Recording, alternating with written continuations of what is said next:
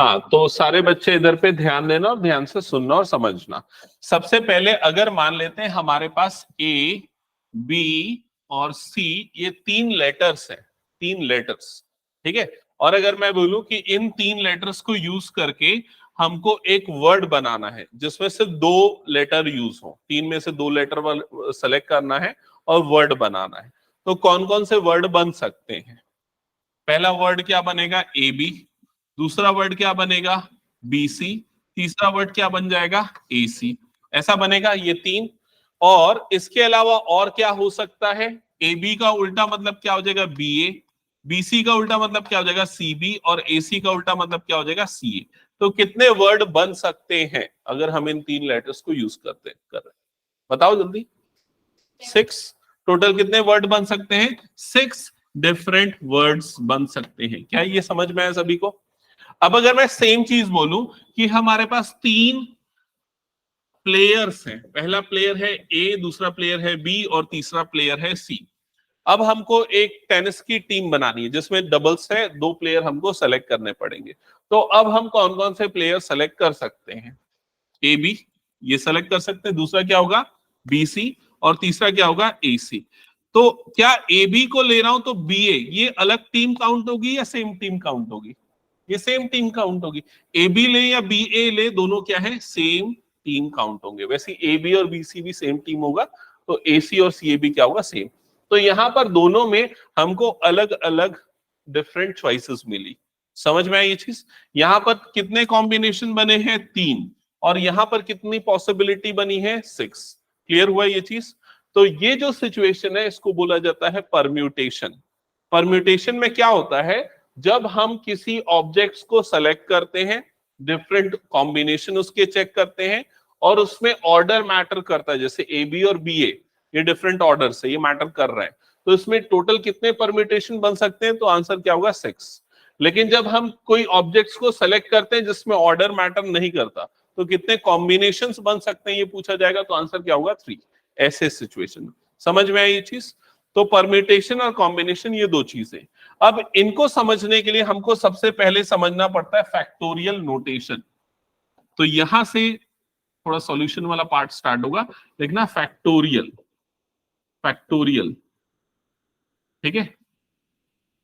Factorial का जो symbol होता है वो ऐसा होता है, एस्केलेटरी मार्क, या कई जगह पे इस तरह से भी यूज करते हैं, जैसे कि अगर ऐसा लिखा है एन फैक्टोरियल, या फिर एन और ये सिंबल, और रीड करते एन फैक्टोरियल, इस तरह से, ठीक है।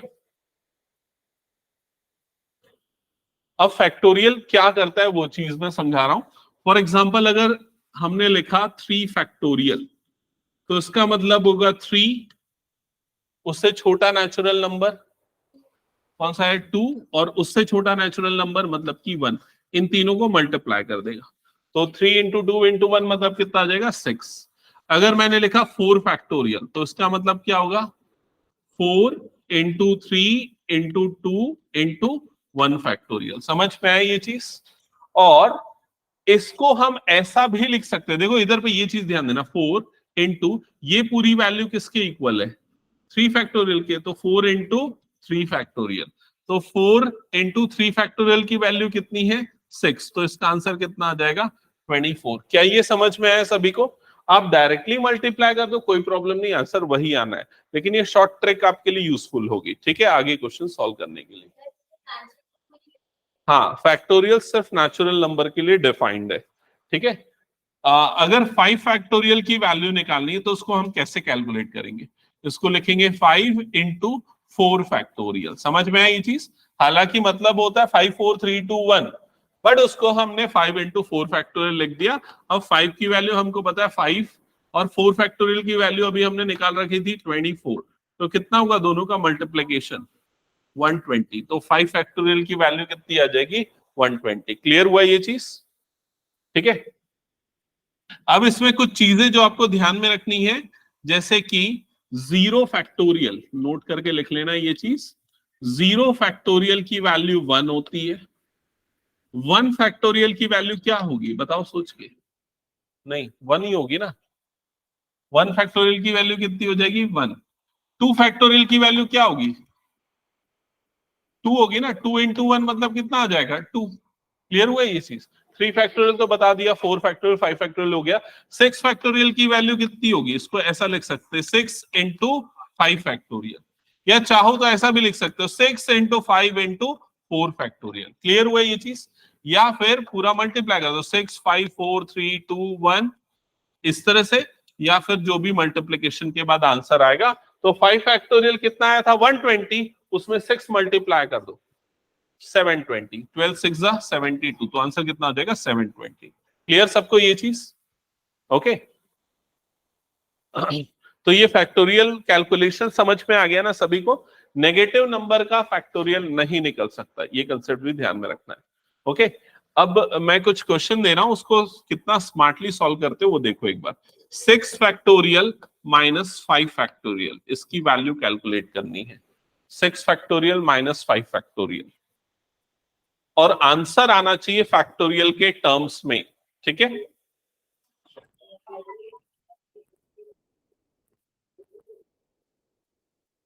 अच्छी आवाज कर रही है, कौन सी क्लास वाले? एक बार देखो। हाँ, कितनी होगी? इसका आंसर क्या आएगा? फैक्टोरियल के टर्म्स में बताना है, ऐसा सिंप्लीफाई करना है। देखो, 6 फैक्टोरियल को हम क्या लिखेंगे? 6 इंटू 5 फैक्टोरियल, ऐसा लिख सकते हैं ना 6 फैक्टोरियल को। माइनस यहां पर क्या लिखा है? ये 5 फैक्टोरियल लिखा हुआ है। क्लियर हुआ ये चीज? अब देखो यहां पर दोनों जगह पे 5 फैक्टोरियल वाली टर्म को हम निकाल लेते हैं कॉमन। तो अगर 5 फैक्टोरियल कॉमन निकलेगा तो यहां पर क्या बच जाएगा? 6 माइनस, यहां से कॉमन निकल गया तो क्या बच जाएगा? 1। क्या ये समझ में आया? तो ये 5 फैक्टोरियल वाली टर्म एज इट इज रही, और 6 माइनस 1 की वैल्यू कितनी हो जाएगी? 5। तो ये कितना आ जाएगा? 5 इंटू 5 फैक्टोरियल। समझ में आया ये चीज? तो ऐसे आपको सारे सिंप्लीफिकेशन करने पड़ेंगे स्मार्टली। ठीक है? अब बाद में आपको 5 फैक्टोरियल की वैल्यू पता है 120 है, तो लिख दो 120 इंटू 5। 120 इंटू 5 कितना हो जाएगा? 600। तो आंसर कितना आ जाएगा? 600। क्लियर हुआ ये चीज? तुम लोग डायरेक्ट यहां से ऐसे माइनस कर रहे थे ना, लेकिन क्या है, कई बार ये वाली चीज यूजफुल हो जाती है। एक एग्जांपल बताता हूं तुम लोगों को। ठीक है? जैसे अगर मान लो क्वेश्चन में तुमको बोल दिया कि 6 factorial minus 5 factorial divided bye 4 factorial, इसकी वैल्यू कैलकुलेट करो। ठीक है? तो कैसे आप कैलकुलेट करोगे स्मार्टली? ऐसे करोगे। सबसे पहले देखो क्या करोगे, 6 फैक्टोरियल को ऐसे लिख दोगे, 6 इंटू 5 फैक्टोरियल, जैसा मैंने यहां तक किया ना पूरा एज इट इज। तो ये पूरे की वैल्यू कितनी हो जाएगी? 5 इंटू 5 फैक्टोरियल डिवाइडेड बाय क्या बन जाएगा? 4 फैक्टोरियल। समझ में आए ये चीज? अब ये 5 फैक्टोरियल में मैं 5 को अगर फैक्टोरियल के बाहर निकालता हूं तो ऐसे लिख सकता हूं 5 इंटू 4 फैक्टोरियल। यहां पर देखो मैंने समझाया था 5 फैक्टोरियल को क्या लिख सकते हैं? 5 into 4 factorial divided by denominator में क्या बच गया यहाँ पर? 4 फैक्टोरियल। अब ये दोनों 4 फैक्टोरियल और 4 फैक्टोरियल वाले टर्म कैंसल आउट हो जाएंगे, तो आंसर कितना हो जाएगा? 5 5 25, ये हो जाएगा आंसर। क्लियर हुआ ये चीज? तो ये सब कैलकुलेट, ये जल्दी से नोट डाउन करो उसको, फैक्टोरियल नोटेशंस के क्वेश्चंस। किसी के पास आरडी है क्या? आरडी लेके आयो? नहीं है? ओके, इसमें होगा कुछ क्वेश्चंस। अगर ये नोट डाउन कर लिया ना तो फिर नेक्स्ट क्वेश्चन दे रहा हूं मैं। Calculate 8 factorial divided bye 6 factorial. Calculate 8 factorial divided bye 6 factorial. हाँ,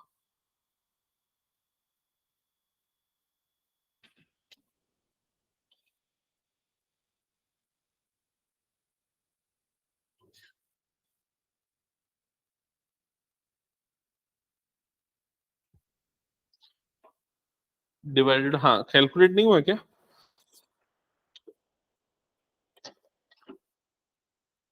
देखो, अगर मैंने बोला 8 फैक्टोरियल डिवाइडेड बाय 6 फैक्टोरियल निकालना है, नहीं तो 8 फैक्टोरियल को क्या लिख सकते हैं? 8 इंटू 7 इंटू 6 फैक्टोरियल, ऐसा लिख सकते हैं ना।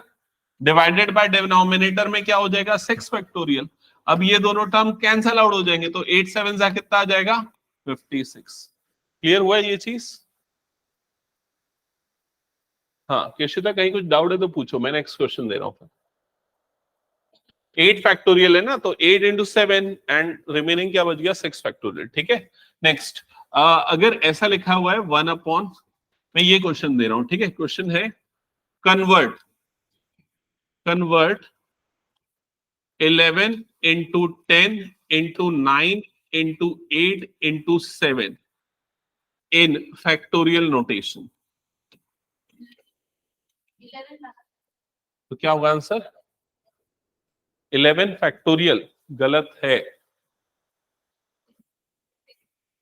नहीं गलत है।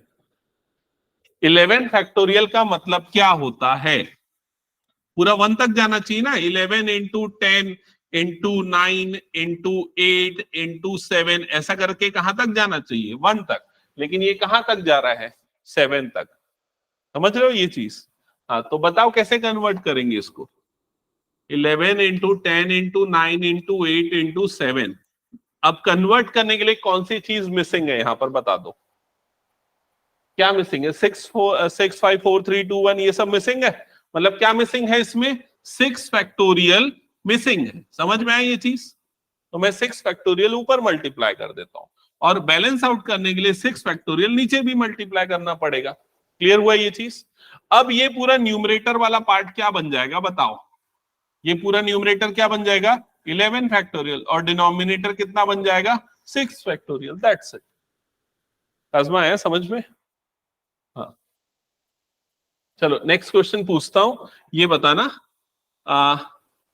6 into 5 into 4, convert this in factorial notation. क्या आएगा आंसर? क्या करना पड़ेगा? ऊपर और नीचे मल्टीप्लाई। ऊपर क्या मल्टीप्लाई करना पड़ेगा? 3 फैक्टोरियल, और नीचे भी क्या मल्टीप्लाई करना पड़ेगा? 3 फैक्टोरियल। तो आंसर कितना आ जाएगा? 6 factorial divided bye 3 factorial. Clear हुआ? ये वाला 3 और ये वाला 6, ये वाला ये नहीं, ऐसा नहीं होता है। ये इसमें भी कुछ रूल बता दूं, जैसे कि अगर ऐसा है ना, ये नोट करके लिख लेना ये रूल्स को, ठीक है। अगर ऐसा लिखा हुआ है 5 फैक्टोरियल प्लस 4 फैक्टोरियल, तो उसको हम 5 प्लस 4 पूरे का फैक्टोरियल नहीं लिख सकते। समझ में आई ये चीज? फैक्टोरियल के अंदर वाले नंबर आपस में ऐड नहीं हो सकते, ठीक है। वैसे ही सब्सट्रैक्ट भी नहीं हो सकते। 5 फैक्टोरियल माइनस 4 फैक्टोरियल लिखा हुआ है, तो उसको 5 माइनस 4 फैक्टोरियल नहीं लिखा जा सकता। दूसरा, तीसरा 5 फैक्टोरियल, या ऐसा कुछ एग्जांपल दे देता हूं, ऐसा लिखा हुआ है 10 फैक्टोरियल डिवाइडेड बाय 5 फैक्टोरियल, ऐसा है, तो उसको ऐसे नहीं लिख सकते। 2 फैक्टोरियल लिखना वो गलत हो जाएगा। 5 2 10 काट के ऐसा नहीं लिख सकते। समझ गए? और मल्टीप्लीकेशन में भी वैसा नहीं होगा। 10 फैक्टोरियल इंटू 2 फैक्टोरियल लिखा हुआ है, तो वो 10 इंटू 2 होल फैक्टोरियल, ये भी नहीं होता। समझ गए ना ये चीज? तो कोई भी फैक्टोरियल के अंदर वाले में अलजेब्रिक ऑपरेशन परफॉर्म नहीं होगा जब तक आप फैक्टोरियल को सॉल्व नहीं कर दोगे। ठीक है, हटा दो ये पूरा। ओके, अब आते हैं इस चीज पे कि हाँ, अब फैक्टोरियल वगैरह तो मैंने और डिटेल में बाद में बताऊंगा, फिलहाल जो बायनोमियल की रिक्विजिट है ना वो बताता हूं। तो देखो, स्टार्टिंग में जो आज की क्लास में मैंने सबसे पहले जो चीज बताई थी ना, मैं उस पे आ रहा हूं।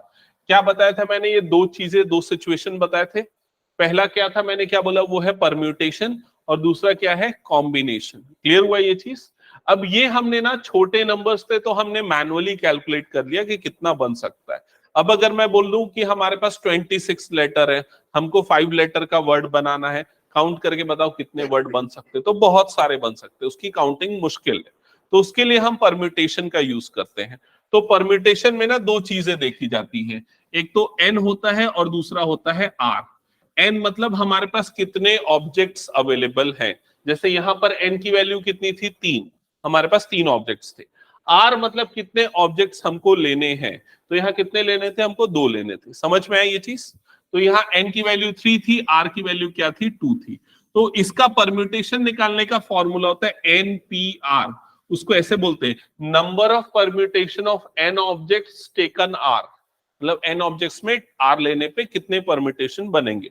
और फॉर्मूला होता है n factorial divided by n minus r factorial, ये उसके कैलकुलेशन का फॉर्मूला होता है। जैसे कि अगर यहाँ की बात करें तो कितने बनेंगे वर्ड्स, तो n की वैल्यू कितनी है यहाँ पर 3, तो ये कितना हो जाएगा 3 factorial divided by n minus r, मतलब कितना हो जाएगा 3 माइनस 2, क्योंकि r की वैल्यू 2 है ना, हम एक बार में 2 ले रहे हैं, तो ये कितना हो जाएगा 3 फैक्टोरियल डिवाइडेड बाय 3 माइनस 2 कितना बनेगा 1 फैक्टोरियल। ठीक है, 1 फैक्टोरियल की वैल्यू तो 1 हो जाती है, और 3 फैक्टोरियल कितना होता है 6, 3 इंटू 2 इंटू 1 तो कितना आ जाएगा 6। तो देखो कितने वर्ड्स बन रहे थे, 6 वर्ड्स बन रहे थे। समझ में आया ये चीज, इसको बोलते हैं परम्यूटेशन कैलकुलेट करना। फिर उसके बाद आते हैं कॉम्बिनेशन में। तो कॉम्बिनेशन में भी सेम चीज हमको ध्यान में रखनी होती है। पहला तो n कितने ऑब्जेक्ट्स अवेलेबल है, तो अगेन 3, r कितने ऑब्जेक्ट्स एट ए टाइम ले रहे हैं, तो 2। क्लियर। अब यहां पर कॉम्बिनेशन के लिए हम NCR यूज करते हैं, और C का मतलब कॉम्बिनेशन, वहां P का मतलब परम्यूटेशन। तो n ऑब्जेक्ट से r को लेना है, तो परम्यूटेशन कितने होंगे, तो NCR। तो यहां पर ना इसका फॉर्मूला होता है n factorial divided by r factorial into n minus r factorial, ये होता है फॉर्मूला। तो देखो दोनों के फॉर्मूले में क्या चेंजेस है, परम्यूटेशन के और कॉम्बिनेशन में। यहाँ आर फैक्टोरियल बस एडिशनल आ जाता है। वो क्यों आता है, वो जो रिपीटेशन है ना ए बी बी ए का, BCC BCB का, उसको हटाने के लिए बस, और कुछ उसका काम नहीं। समझ में आया ये चीज कॉम्बिनेशन में। तो अगर यहां पर देखा जाए, अगर इसमें मैं वैल्यू पुट कर दूं तो क्या हो जाएगा 3 फैक्टोरियल n की जगह पे, डिवाइडेड बाय r की जगह पे क्या आ जाएगा 2 फैक्टोरियल, और यहाँ n माइनस आर मतलब 3 माइनस 2 फैक्टोरियल, ऐसा ही होगा। तो 3 फैक्टोरियल को तो वैसे ही लिख देता हूं। अच्छा, 3 फैक्टोरियल को हम ऐसा लिख सकते हैं ना, 3 इंटू 2 इंटू 1। ठीक है, 2 फैक्टोरियल कितना होगा 2 इंटू 1, और ये कितना बना 1 फैक्टोरियल, तो 1 फैक्टोरियल तो 1 ही होता है, तो 3 2 6 डिवाइडेड बाय 2, मतलब आंसर कितना आ गया 3। तो देखो 3 डिफरेंट कॉम्बिनेशन यहां पर बन रहे थे। समझ में आई ये चीज, ठीक है, क्या ये क्लियर है? ओके, अब मैं एक क्वेश्चन पूछता हूं, तुम लोग आंसर करना, ठीक है। मान लो हमारे पास क्रिकेट मैच के लिए 16 प्लेयर्स हैं, ठीक है, 16 प्लेयर्स हैं, और हमको 11 प्लेयर की टीम बनानी है, 11 प्लेयर की टीम बनानी। तो हम क्या यूज करेंगे, परम्यूटेशन की कॉम्बिनेशन यूज करेंगे। क्योंकि देखो परम्यूटेशन में हम तब यूज करते हैं जब रिपीटेशन, जब ऑर्डर अलग अलग हो गया। तो पहले समझ रहे हो ना, प्लेयर ए को लूं फिर बी को लूं, या बी को लूं ए को लूं, दोनों का मतलब क्या होता है, सेम होता है। समझ में आई ये चीज? तो वहां पर हम कॉम्बिनेशन यूज नहीं, वहां पर हम कॉम्बिनेशन यूज करते हैं, परम्यूटेशन हम यूज नहीं करते। परम्यूटेशन कब यूज किया जाता है, जब ऑर्डर बदलने से वो चीजें चेंज हो जाती है। जैसे जब हम वर्ड बना रहे हैं, जब हम नंबर्स बना रहे हैं, तो यहां पर हम क्या यूज करने वाले हैं, कॉम्बिनेशन यूज करने वाले। अब 11 प्लेयर में से हमको कितने प्लेयर्स को सेलेक्ट करना है, 11 को। क्लियर हुआ ये चीज? तो दो चीजें डिसाइड हो गई कि n की वैल्यू कितनी है 16, और r की वैल्यू कितनी है 11। अब मैं बोलूंगा कि कितने डिफरेंट टीम बन सकती है, टीम के कॉम्बिनेशन बन सकते हैं। तो उसके लिए हम क्या करेंगे, ये वाला फॉर्मूला यूज करेंगे NCR का। तो क्या आएगा देखो, NCR मतलब 16CR, ऐसे ही 16C11 ऐसे ही होगा। क्या ये समझ में आ रहा है? अब इसमें वैल्यू पुट कर देंगे, n की जगह पे कितना आ जाएगा 16 फैक्टोरियल, डिवाइडेड बाय r की जगह पे क्या आ जाएगा 11 फैक्टोरियल, ठीक है, इनटू n माइनस r की जगह पे क्या आ जाएगा 16 माइनस 11 फैक्टोरियल, ऐसे ही आएगा। समझ में आई ये चीज? तो 16 फैक्टोरियल एज इट इज हो गया, 11 फैक्टोरियल एज इट इज हो गया, और 16 माइनस 11 कितना बन जाएगा, ये 5 फैक्टोरियल। अब 16 फैक्टोरियल कैसे कैलकुलेट करोगे, बहुत बड़ा नंबर जाएगा ना, तो उसको कैसे लिखेंगे 16 इंटू 15 इंटू 14 इंटू 13 इंटू 12, ऐसा लिख देंगे, और इंटू 11 फैक्टोरियल आ जाएगा। समझ में आया मैंने क्या किया है? डिवाइडेड बाय डिनोमिनेटर में 11 फैक्टोरियल को मैं कुछ नहीं कर रहा हूं, वैसे ही लिख रहा हूं, ठीक है। और ये वाला 5 फैक्टोरियल क्या हो जाएगा, 5 इंटू 4 इंटू 3 इंटू 2 इंटू 1, ऐसा बन जाएगा। अब ये 11 फैक्टोरियल और ये 11 फैक्टोरियल पूरा का पूरा कट जाएगा। अब इसको कैलकुलेट कर लो, वो आ जाएगा आंसर। समझ में आया कैसे कैलकुलेट करते हैं कॉम्बिनेशंस? ओके,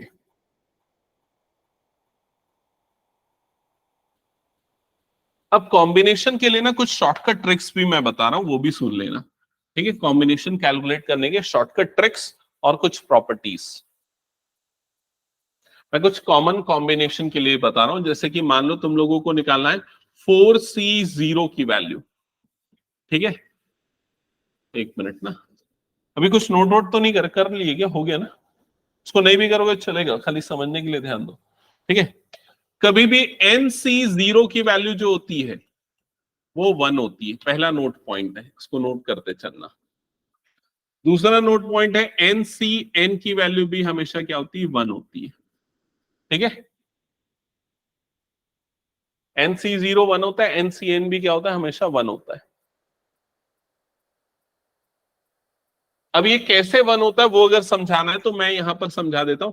NCR फॉर्मूला भी हमने क्या देखा? n factorial divided by r factorial into n minus r factorial, यही था। अगर मैं r की जगह पे 0 डाल दूं तो क्या हो जाएगा? n फैक्टोरियल डिवाइडेड बाय, बोलो जल्दी, 0 फैक्टोरियल, और यहां पर क्या बन जाएगा? n माइनस 0 फैक्टोरियल, ऐसे ही होगा। तो n factorial divided bye 0 factorial क्या होता है? 1, तो ये हो जाएगा 1, और n माइनस 0 मतलब कितना हो जाएगा? n factorial. ये दोनों कट जाएगा तो क्या बच जाएगा? 1। समझ में आया कि नहीं ये चीज? तो NC0 की वैल्यू हमेशा क्या होगी? 1 होगी। दूसरा, NCN की वैल्यू भी कैसे 1 होगी?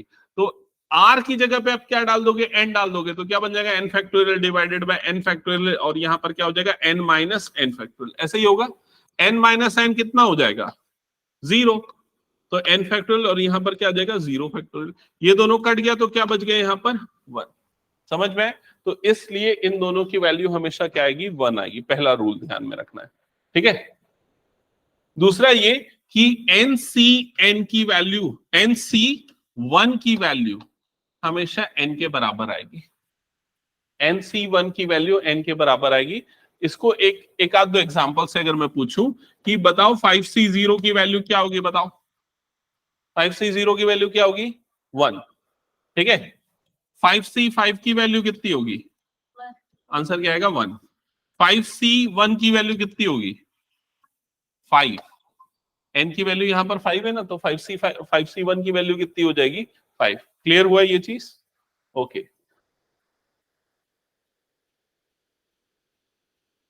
ये पूरा इरेज कर दे रहा हूं मैं।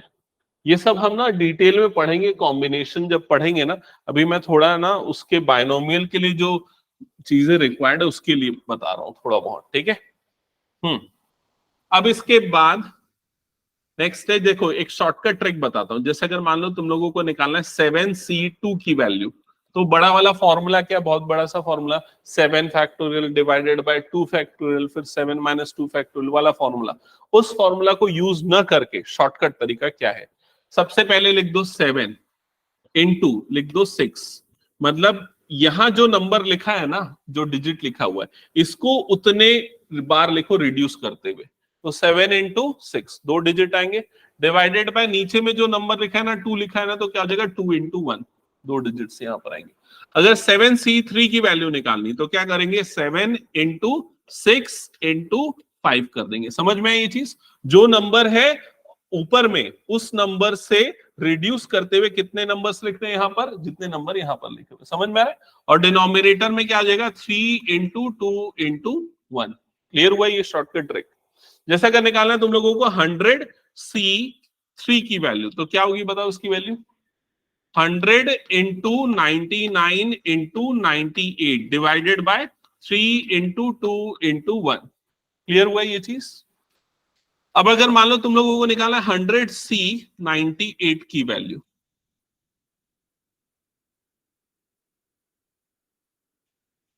तो इसमें प्रॉब्लम हो जाएगा ना, इसको 98 टाइम वो कम करते हुए लिखना पड़ेगा। तो इसके लिए भी एक शॉर्टकट ट्रिक है। इस नंबर को छोटा बनाया जा सकता है। कैसे बना सकते हैं पता है? इस वाले नंबर को इसमें से माइनस कर दो, दोनों बराबर होते हैं। तो ये क्या हो जाएगा? 100C, इसको 100 में से माइनस कर दोगे तो कितना आ जाएगा? 2। तो ये दोनों का कॉम्बिनेशन आपस में क्या हो जाता है? इक्वल हो जाता है। जैसे तुम लोगों ने यहां पर देखा ना, NC0 और NCN दोनों की वैल्यू क्या आती है? 1 आती है। वैसे ही NC1 की वैल्यू और NCN-1 की वैल्यू, इन दोनों की वैल्यू भी सेम आएगी, n के बराबर आएगी। तो इसी वजह से ये एक प्रॉपर्टी है, NC98 और NC2 दोनों की वैल्यू आपस में क्या होगी? इक्वल होगी। तो NC98 अगर निकालना है 100C98 तो 100C2 निकालो और उसकी वैल्यू कितनी आएगी 100 into 99 divided by 2 into 1। Clear हुआ ये चीज? ठीक है, ओके। हाँ, अब मैं कुछ चीजें आपको यहां पर निकालने के लिए बोल रहा हूँ, जल्दी से मुझे निकाल के बताना। 3C0, 3C1, 3C2, 3C3 इन सब की वैल्यू, फिर 4C0, 4C1, 4C2, 4C3, 4C4 इसकी वैल्यू, फिर 5C1, 5C2, 5C3, 5C4, 5C5 इसकी वैल्यू। 1 2 3 4 5 नहीं, जीरो नहीं लिखा ना इसमें, जीरो से पूरा 5C1, 6C2, 6C3, 6C4, 6C5, 6C6 की वैल्यू।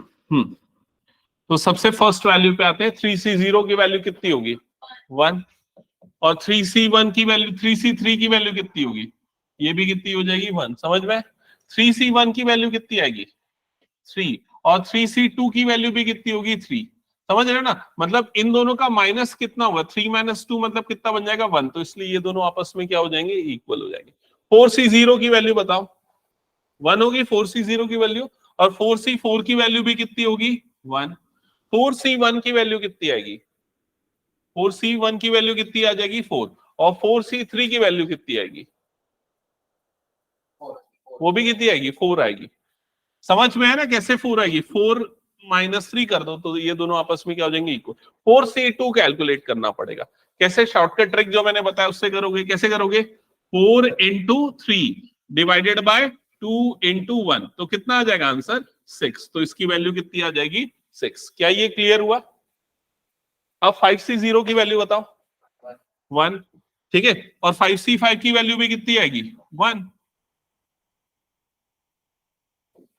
5C5 की वैल्यू भी कितनी आएगी 1। 5C1 की वैल्यू 5, और 5C4 की वैल्यू ये भी 5। समझ में आ रहा है कि नहीं बाकी लोगों को ये? हाँ, 5C2 कैलकुलेट करना पड़ेगा। बताओ क्या होगा 5C2, कैसे करेंगे, 5 × 4 डिवाइडेड बाय 2 × 1। समझ गए?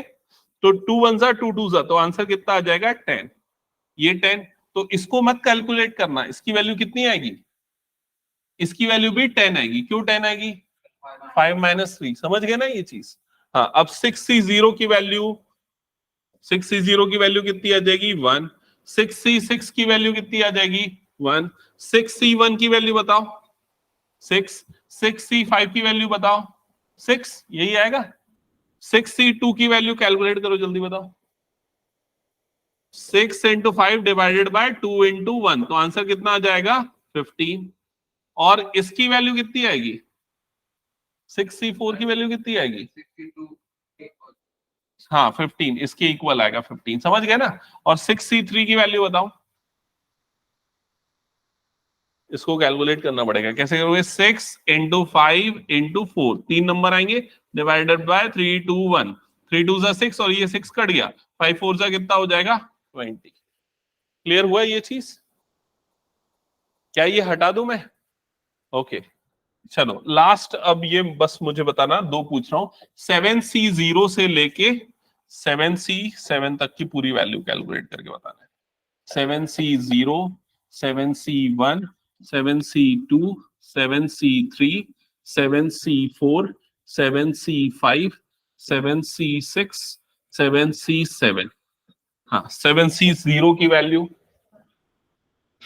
7C0 की वैल्यू 1, 7C1 की वैल्यू ये आ जाएगा 7, ठीक है।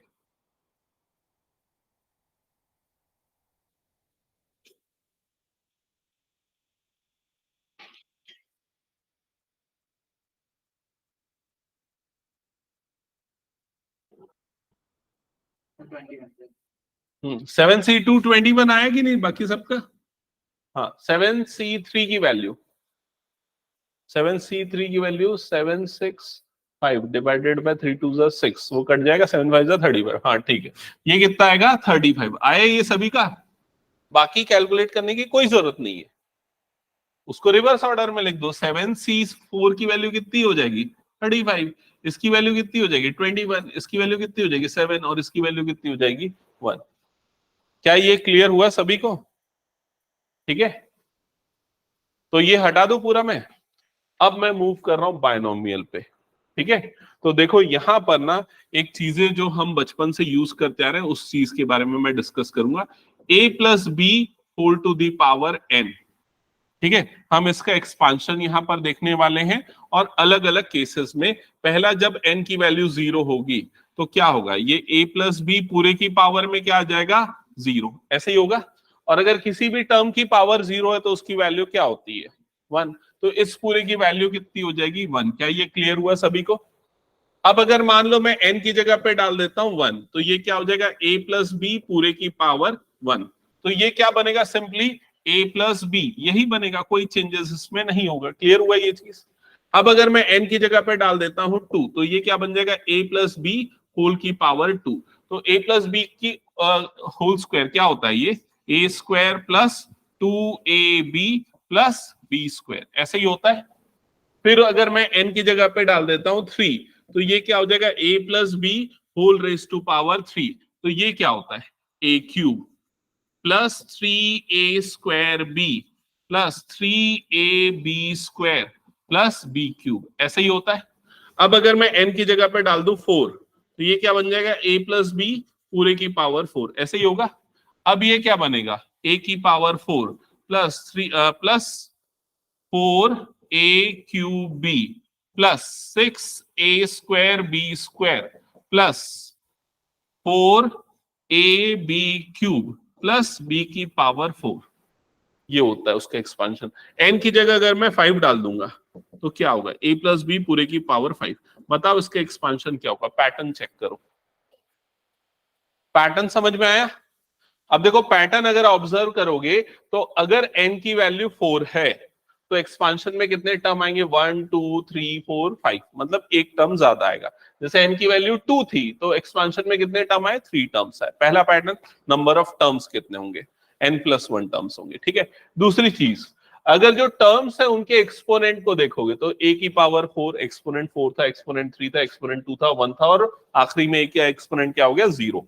वैसे b का एक्सपोनेंट 0 था, b का एक्सपोनेंट 1, b का एक्सपोनेंट 2 3 और ऐसा करते हुए 4। मतलब पहले वाले टर्म का एक्सपोनेंट कम होते जाएगा, दूसरे वाले टर्म का एक्सपोनेंट बढ़ता जाएगा। क्लियर हुआ ये चीज? तो सबसे पहले यहाँ पर फर्स्ट टर्म क्या आ जाएगी a की पावर 4 आएगी, ये तो क्लियर हो गया। फिर अगले में क्या आएगा a की पावर नहीं a की पावर 5 आएगी और a की पावर 4 और फिर क्या आ जाएगा यहाँ पर b आ जाएगा, ये भी क्लियर हो गया। फिर उसके बाद क्या आ जाएगा a की पावर 1 कम हो जाएगी, b की पावर 1 बढ़ जाएगी। फिर अगले में क्या हुआ a की पावर 1 और कम होगी, b की पावर 1 और बढ़ेगी, फिर a b की पावर 4 बन जाएगा और लास्ट में क्या आ जाएगा b की पावर 5 आ जाएगा। समझ में आई ये चीज? एक और ऑब्जर्वेशन का पार्ट ये है कि हर एक टर्म में जो एक्सपोनेंट है उनका सम हमेशा n के बराबर होता है। जैसे कि यहाँ पर 5 है, यहाँ 4 + 1 कितना हो गया 5, 3 + 2 कितना हो गया 5, 2 + 3 कितना हो गया 5 एंड सो ऑन। क्लियर हुआ ये चीज? अब जो चीज यहाँ पर मिस हो रही है वो है ये कोफिशिएंट्स।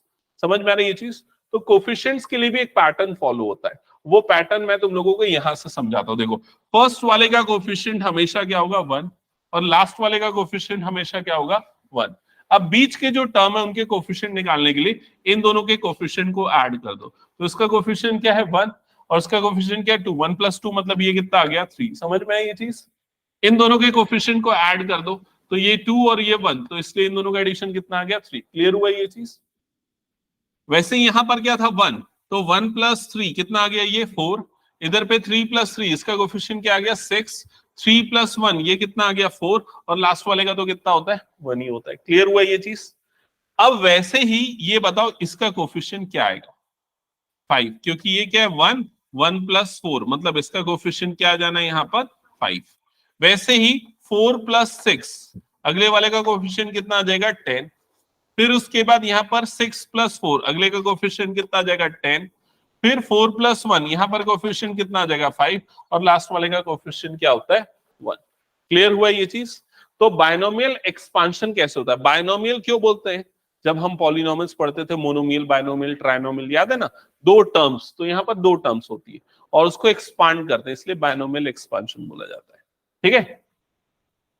अब इसमें प्रॉब्लम क्या है इस एक्सपांशन मेथड में, कि अगर मुझे निकालना है a plus b raise to power 9 इसका expansion, a plus b whole की पावर 9 का एक्सपांशन, तो मुझे उसके कोफिशिएंट को निकालने के लिए ये पूरे 8 तक के कोफिशिएंट निकालने पड़ेंगे, जिसको पास्कल्स ट्रायंगल बोलते हैं। एक्चुअली वो आपकी बुक में दिया हुआ भी है, जो कोफिशिएंट्स का जो ट्रायंगल बनता है that is called Pascal's triangle.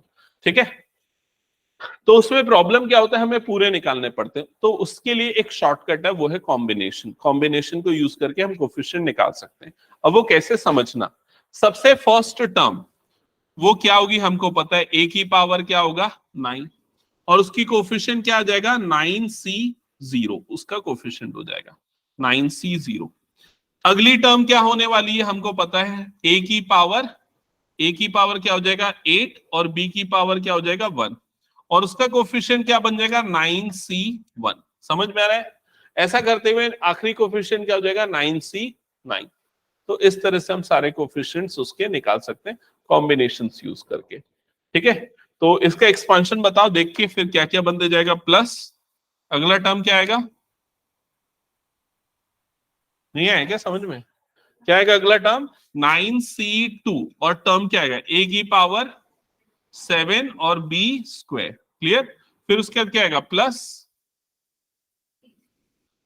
9c3 ये आ जाएगा, और a की पावर 6 और b की पावर 3, फिर प्लस अगला टर्म क्या आएगा 9c4 a raise to power 5 b raise to power 4, plus next term 9c5, एक सेकेंड ना, इसको एक्चुअली पूरा लिख रहा हूं बिकॉज इसको हम और आगे जनरलाइज करेंगे।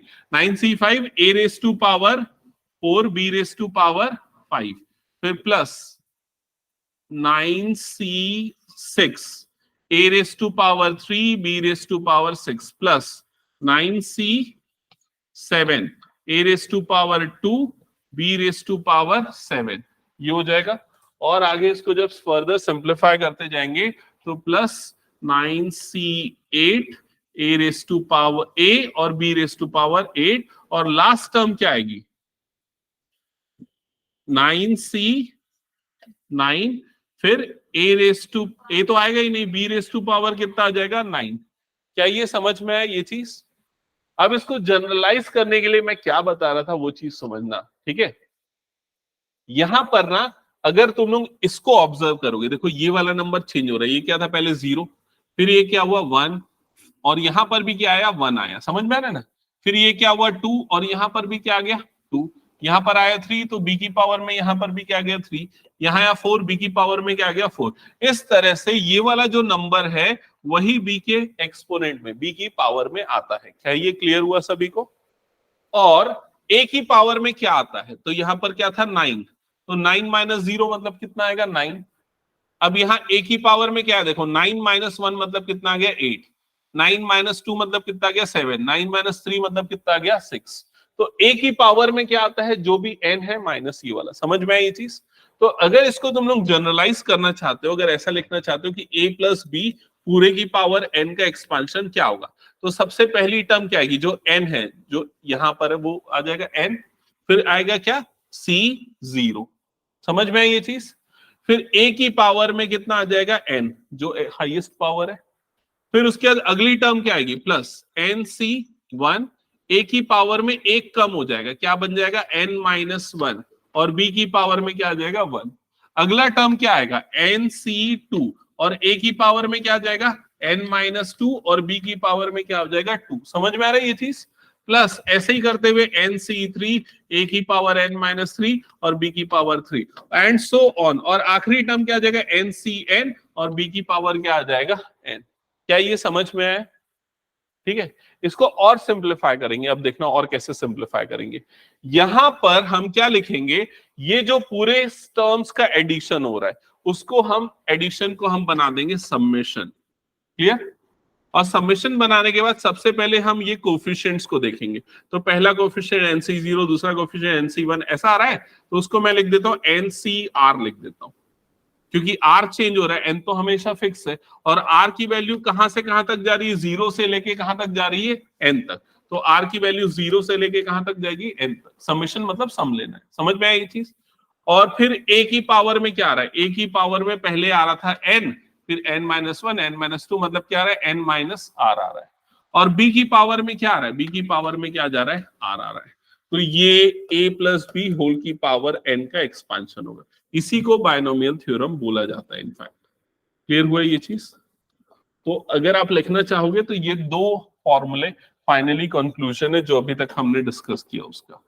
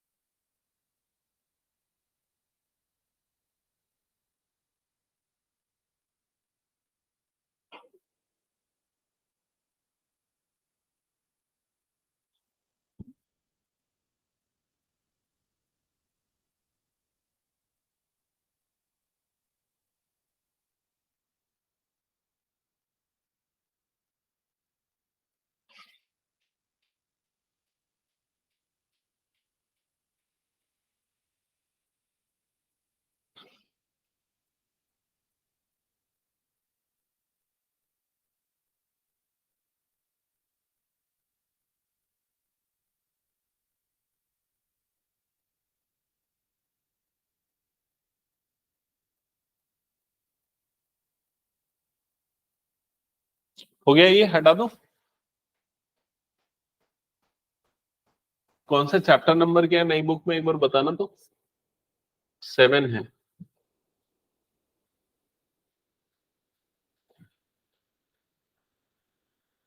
हम्म तो चलो फटाफट कुछ एक्सरसाइज के क्वेश्चन सॉल्व कर लेते हैं। हम्म तो सबसे फर्स्ट क्वेश्चन देखो यहाँ पर क्या दिख रहा है। अच्छा वैसे इसको नहीं, इसको बाद में करते हैं हम, उससे पहले ना कुछ पॉजिटिव नंबर वाला क्वेश्चन, सब नेगेटिव नंबर है यार, ये वाला क्वेश्चन सबसे पहले कर लेते हैं, ठीक है। हम्म तो इसका बायनोमियल एक्सपांशन करना है और कुछ नहीं करना है, इसका बायनोमियल एक्सपांशन करना है। हम्म, तो बायनोमियल एक्सपांशन करने के लिए ना सबसे पहले क्या करना है, इसको के स्टैंडर्ड फॉर्म से कंपेयर कर लेना, a plus b whole to the power n के फॉर्म से, तो जिससे तुमको पता चल जाएगा a क्या है। तो बताओ a क्या है, x/3, b की वैल्यू क्या है 1/x, और n की वैल्यू कितनी है 5। समझ गए ना ये चीज, ये हो गया।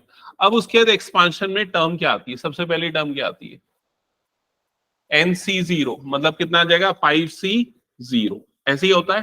फिर क्या आता है a की पावर n, a मतलब x/3 की पावर कितना हो जाएगा 5। क्या ये क्लियर हुआ, ठीक है पहली टर्म। फिर प्लस अगली टर्म क्या आएगी बताओ जल्दी, 5C1, और इसकी पावर एक कम हो जाएगी 4, और इसकी पावर क्या हो जाएगी 1। समझ गया पैटर्न। चलो एक्सपांड करो जल्दी, बताओ क्या क्या होगा।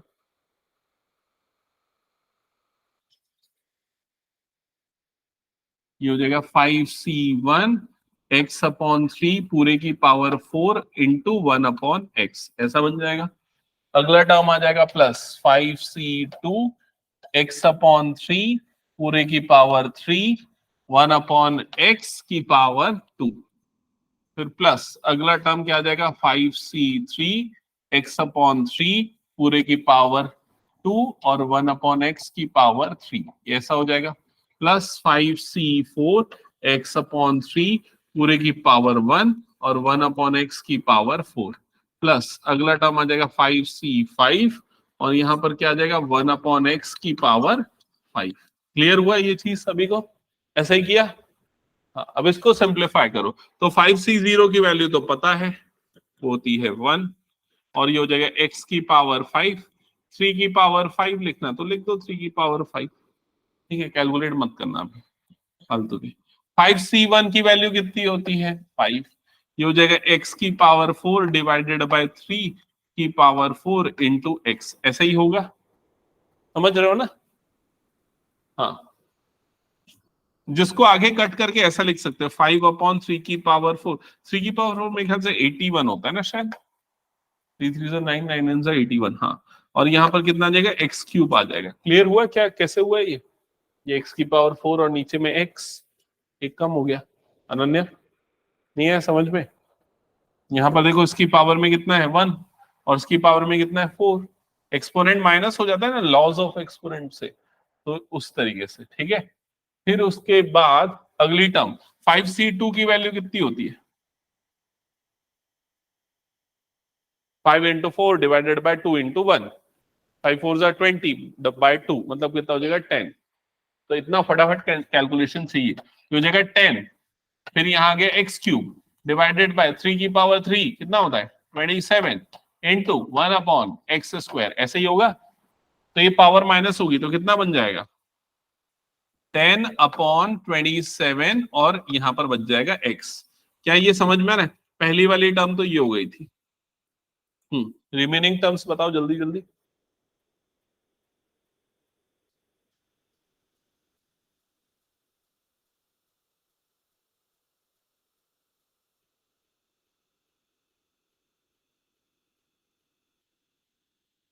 5c3 की वैल्यू क्या होगी? कैलकुलेट करने की जरूरत नहीं होगी, 5c2 के बराबर होगी। तो कितना आ जाएगा? वो भी 10 आ जाएगा। और ये कितना बन जाएगा एक्स स्क्वायर डिवाइडेड बाय 9 और यहाँ पर क्या जाएगा 1 अपॉन एक्स क्यूब, ऐसे ही होगा। तो प्लस ये वाली टर्म कितनी होनी है 10 अपॉन 9 और ऊपर एक्स स्क्वायर है नीचे एक्स है, मतलब यहाँ पर कितना आ जाएगा नीचे एक्स आ जाएगा। समझ में आई ये चीज? ऊपर वाले में से एक्स स्क्वायर ये कटा, नीचे से एक्स स्क्वायर कटा, तो नीचे में एक एक्स बच जाएगा। ठीक है। अगली टर्म 5c4 उसकी वैल्यू कितनी होती है 5 और यहाँ x अपॉन 3 बचा था और 1 अपॉन एक्स की पावर 4। तो ये आना है इधर 1 अपॉन एक्स की पावर 4, तो यहां से क्या होगा ये एक x कटेगा, यहां से कट के एक्स क्यूब बन जाएगा। तो ये वाली टर्म आ जाएगी 5 upon 3 x cube. Next term 5c5 की वैल्यू 1 होती है और इस सिंपली क्या बच जाएगा 1 अपॉन एक्स की power 5, so plus 1 upon x raise to power 5। That's it, ये हो जाएगा फाइनल आंसर। समझ में आया ये सभी को?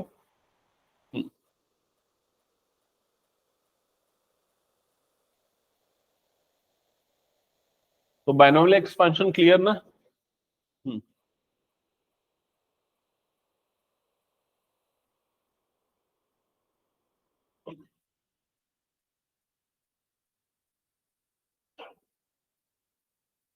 हटा दो इसको मैं।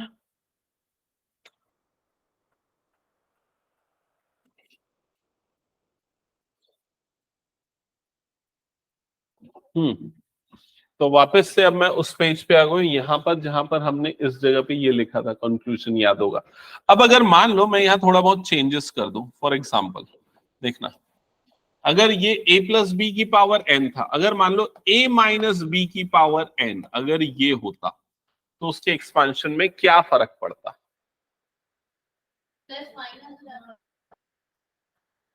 सारे प्लस माइनस हो जाते क्या? नहीं। तब क्या फर्क पड़ता? जहां पर b की पावर ऑड है, जैसे कि ये वाला टर्म b की पावर 1 वाला टर्म क्या हो जाता है नेगेटिव, ये वाला टर्म जो है ना वो क्या होता है पॉजिटिव, ये वाला टर्म क्या हो जाता है नेगेटिव। समझ रहे हो ये चीज? मतलब कि पहले टर्म सेम होता है nc0 a की पावर n, दूसरा टर्म क्या हो जाता है नेगेटिव nc1 a की पावर n माइनस 1 और b की पावर क्या बन जाता है 1। अगली टर्म क्या हो जाती है पॉजिटिव nc2 a की पावर n माइनस 2 b की पावर 2। फिर अगली टर्म क्या हो जाती है नेगेटिव nc3 a की पावर n माइनस 3 b की पावर 3। समझ में आया ये चीज? पॉजिटिव नेगेटिव ऐसा चलता। तो वो क्यों चलता है वैसा? क्योंकि जहां बी नेगेटिव है, जहां बी की पावर ऑड है, वाली टर्म क्या हो जाएगी नेगेटिव हो जाएगी। क्लियर ये लॉजिक? अनन्या कुछ डाउट? ठीक है, क्वेश्चन सॉल्व करेंगे तब वो क्लियर होगा। फिलहाल ये सब चीजें लेकिन ध्यान में रखना पड़ेगा थोड़ा बहुत, है ना। फिर उसके बाद अगर मान लो ऐसा हो जाए, ये हटा दो इसको पूरे में, हो गया तो ओके। फॉर एग्जाम्पल अगर मैं आपसे पूछूं, एक सेकेंड ना, 1 + x whole to the power n का एक्सपांशन करो। ठीक है। तो इसका एक्सपांशन करने के लिए देखो कंपेयर करोगे पहले a प्लस बी की पावर n से, ऐसी कंपैरिजन होगा। तो a की वैल्यू कितनी होगी 1, b की वैल्यू कितनी होगी x और n की जगह पे तो ऑब्वियसली क्या आ रहा है n। तो एक्सपांशन में सबसे पहले क्या आता है NC0, तो ये NC0 की वैल्यू कितनी हो जाती है, 1 हो जाती है, उसको तो लिखने की जरूरत नहीं, 1 होगा। और A की पावर में क्या आता है, n, और A यहाँ पर क्या है, 1। पहले मैं एक काम करता हूँ, एक्सपांशन लिख ही देता हूँ, नहीं तो कंफ्यूजन हो जाएगा। ठीक है, इसका एक्सपांशन तुम लोग मुझे एक बार बता देना ना।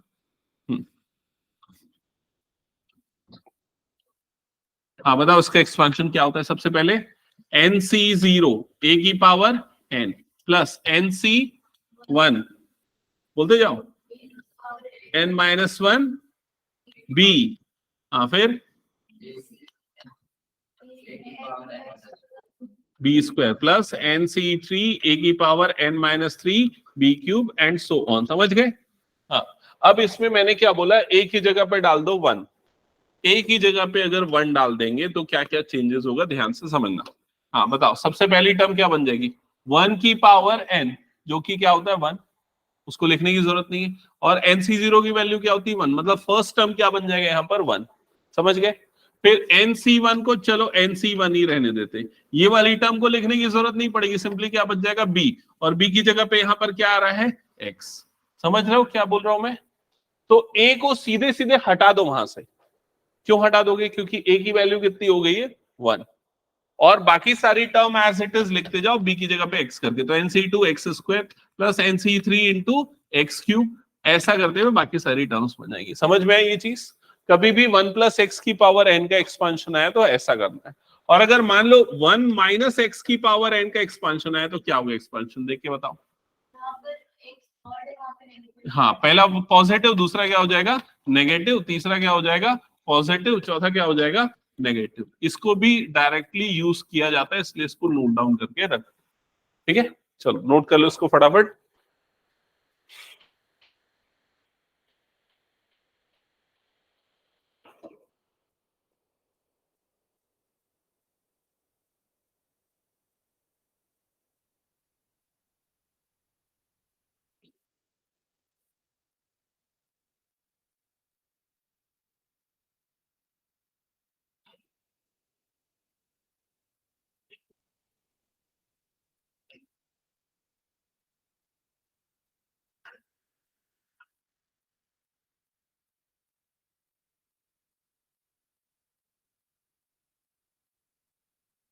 हो गया, हटा दो।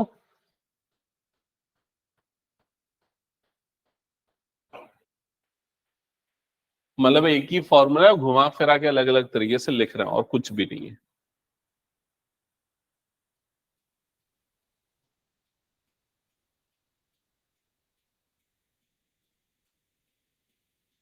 हटा दो क्या।